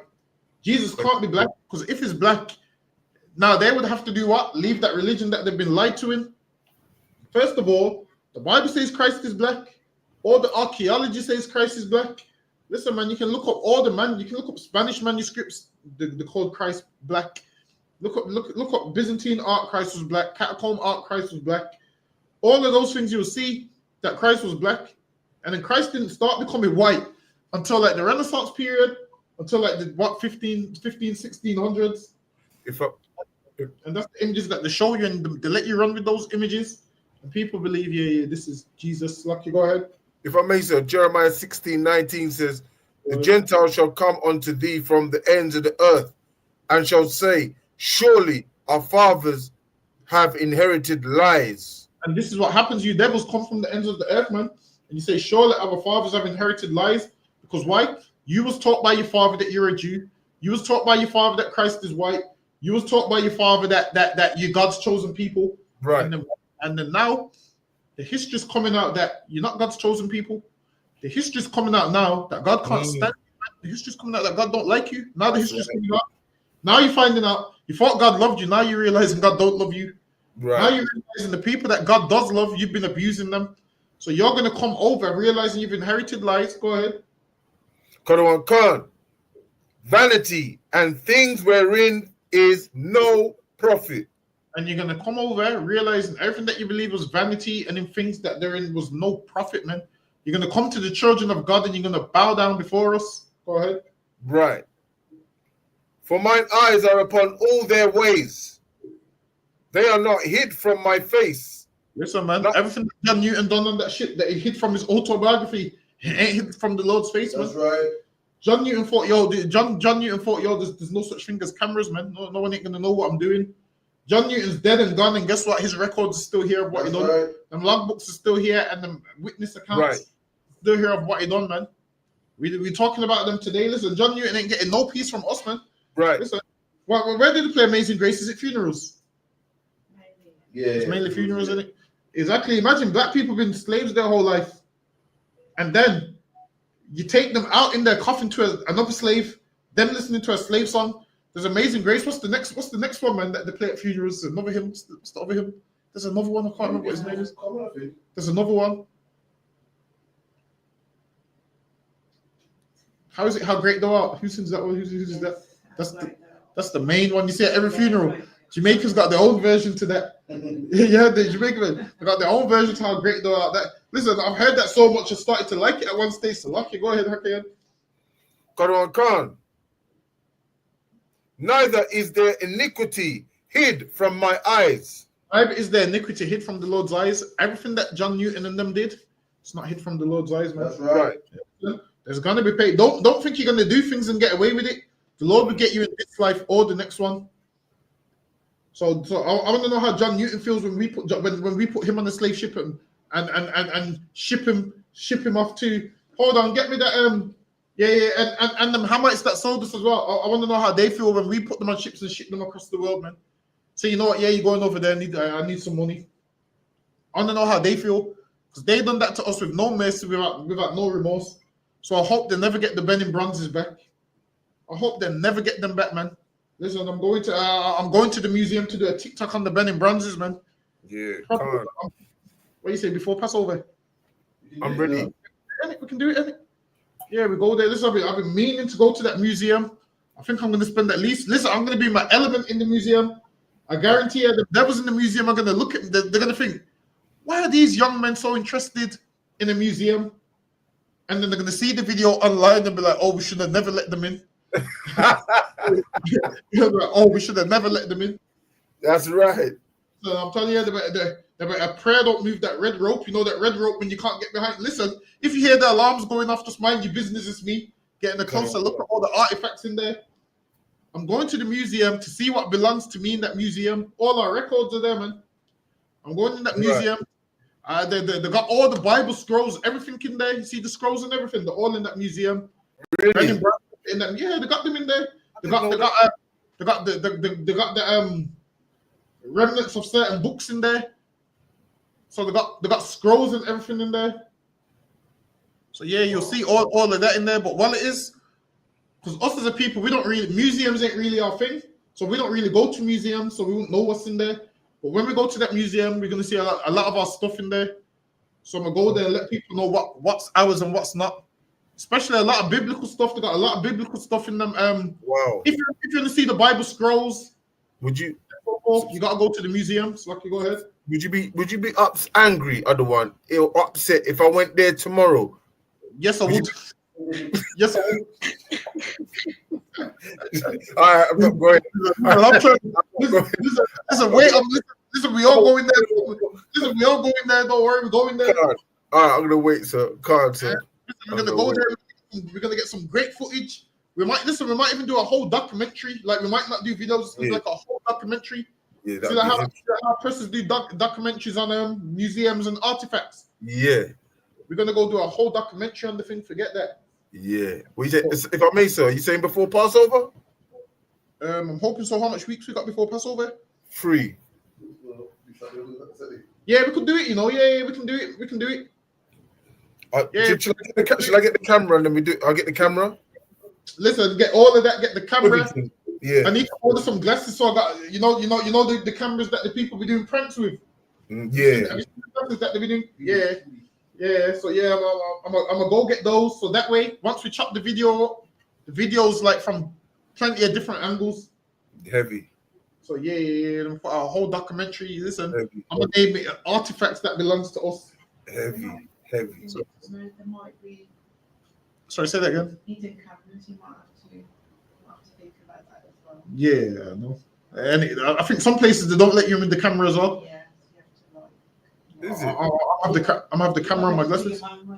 Yeah, I'm gonna find out where you can record and then where you can't record. I'm trying to record the whole thing.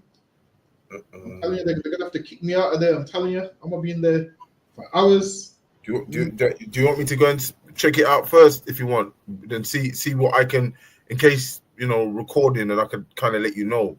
Listen, what you ain't checking nothing out without me. So what? I'll check it out myself. So what? I can try to get up in there, I can get any excuse to go. I'm gonna disappear. You know what I mean? I'm definitely trying to be there ASAP. I might do it as soon as possible because I realize if we say we're going to do it and we don't get there, it's probably never going to happen. So probably going to have to lock in the day and go on that date. Calm.